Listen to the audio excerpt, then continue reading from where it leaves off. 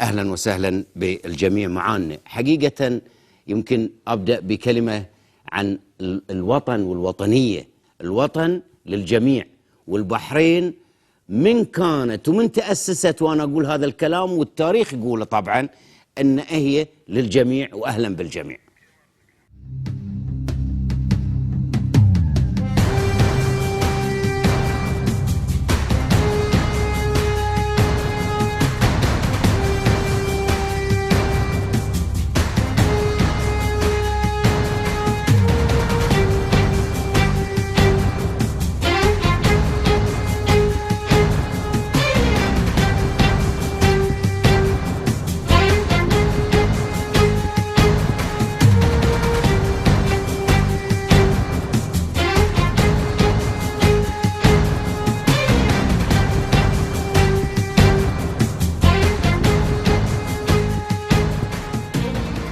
هاي طبعا أغنية، وهذه لا شك أنها أغنية تعبر عن انتمائهم لمنطقة واحدة، لعمق واحد، لمشاعر واحدة.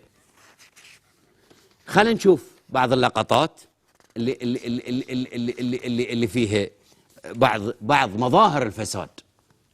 الحين هاي مو فساد؟ هذه اللي يخرب واللي يكسر واللي يحفر واللي يحرق، مو فساد ذي؟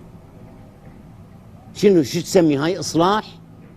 فيكم واحد خطيب من خطباء الجمعة وقف فوق المنبر وقال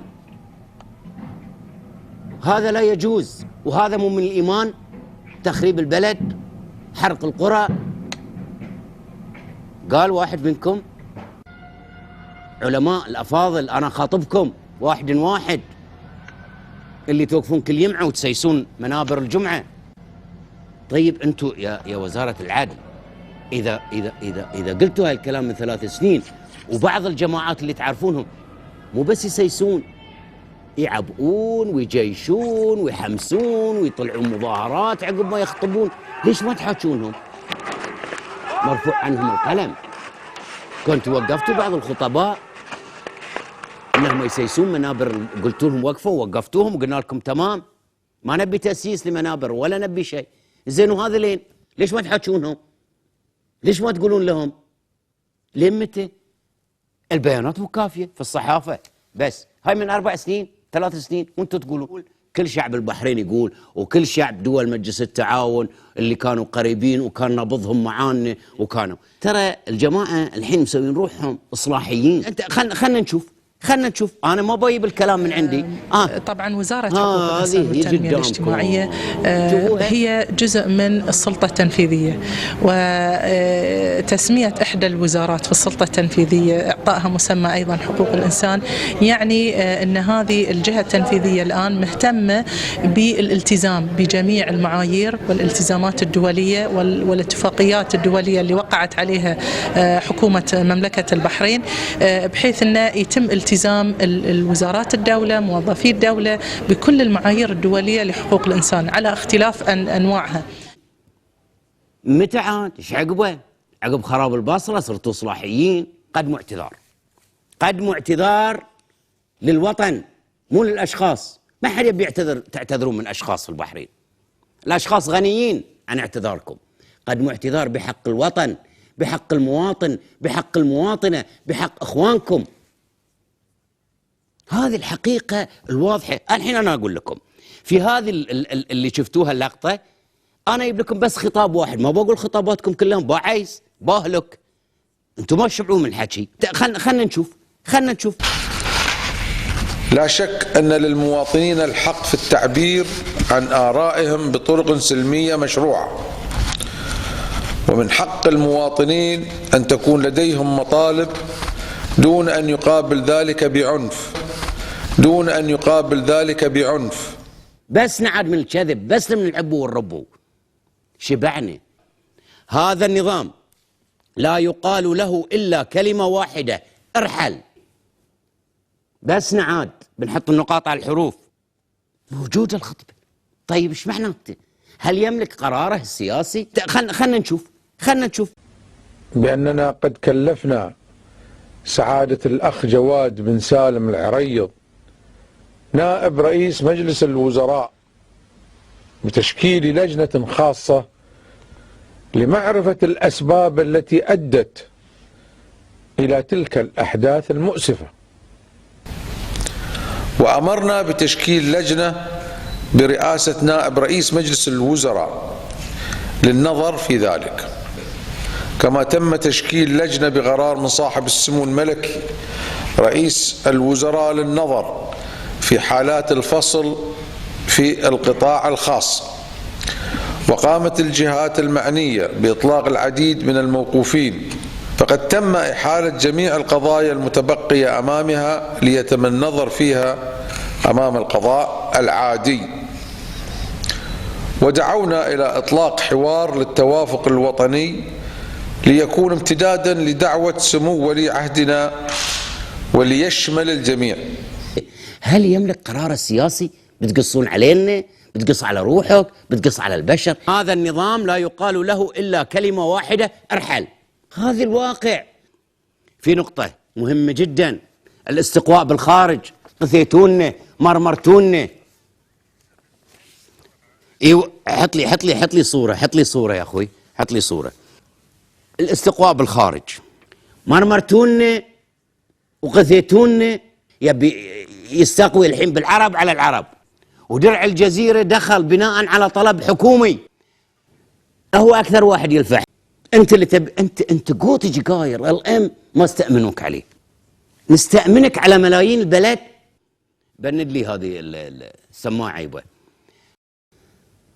يا جماعة عودوا يعني رجعوا شوي، رجعوا حق قرارة أنفسكم. حاسبوا روحكم، قيموا روحكم، عقدوا مؤتمر، حاسبوا روحكم فيه. نزل لي المظاهرات علشان تشوفون من اللي في المظاهرات. نزل لي لقطة. هذه المقدمة عندكم، وعطوهم علم البحرين وقالوا لهم اوقفوا. المضحك ان ذلين وقفوا ما يدرون شو القصة، وعطوهم فلوس يطلعون. هذين مشردين، يسمونهم هومليس. هاي مشردين يبون فلوس. حكمهم يطوطح بالعلم مو بعارف شو يسوي ويقطبه في الارض. علم بلادك قاطبه في الارض. هذه شايل العلم كأنه مو مشتهي، ينطرون 20 ولا 30 جنيه اللي عطوهم اياها وبيروحون. ما يدرون شو القصه جماعه، ما يدرون شو القصه. بعدين انت تنظم مظاهره، فتشوف انت يعني انت توقف ضد بلادك، هاي اللي ضد شباب بلادك. طيب الحين احنا خلصنا من هالسالفه. اطالع اليوم تلفزيون البحرين يكذب، قناه الفابريكا اللي تقول عشرات الالاف، وهكو عشرات الالاف. الظاهر تلفزيون البحرين يكذب، تحسب الواحد ب10,000 نفر. العرب قالوا قبل رجل ك1000 و1000 كرجل. الظاهر ذلين عندهم الرجل ك10,000. هذه ذمتكم 10,000؟ هذه 10,000 بالله عليكم، عشرات الآلاف. هذه عشرات الآلاف. بس أنا أقول لكم حقائق ووقائع.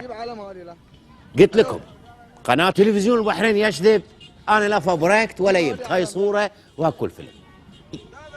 كذبت أنا في شيء؟ يعني يا جماعة الواحد يكذب، الواحد يفبرك، الواحد يقول. لا تستخفون بعقول البشر. شوفوا بقول حقيقة، ترى العالم الدنيا الكون البشر بدوا يكتشفون أكاذيبكم، بدوا يكتشفون تضليلكم الإعلامي، ولذلك تغيرت مواقفهم منكم. قصيتوا عليهم في البداية بالعبو والربو والكذب واللخبطة والفبركات والحكي والقتل والموت وما أدري شنو، وصدقوكم. حبل الكذب قصير والشمس ما تغطى بمنخل، وشفتوا عقب السالفة. فبدأ العالم الخارجي يكتشف حقائق التضليل الإعلامي وكيف استخفيتوا بعقوله أو بعقله. خاص هذا الوطن غالي والاعتذار منه واجب. طبعا أنا أشكر كل الجماعة اللي طرشوا لنا بطاقات وأشكر كل هذا الاهتمام، وإن شاء الله إحنا في هذا البرنامج سوف نواصل معكم عرض الحقائق والوقائع بكل مصداقية. إحنا علينا الله، وننظر إلى تراب هذا الوطن وإلى غلاته، لا نكذب ولا نفبرك، ونحب كل البحرين والبحرين تحبنا. دمتم بخير، وإن شاء الله نلتقي على خير. مشكورين، مع السلامة يا جماعة.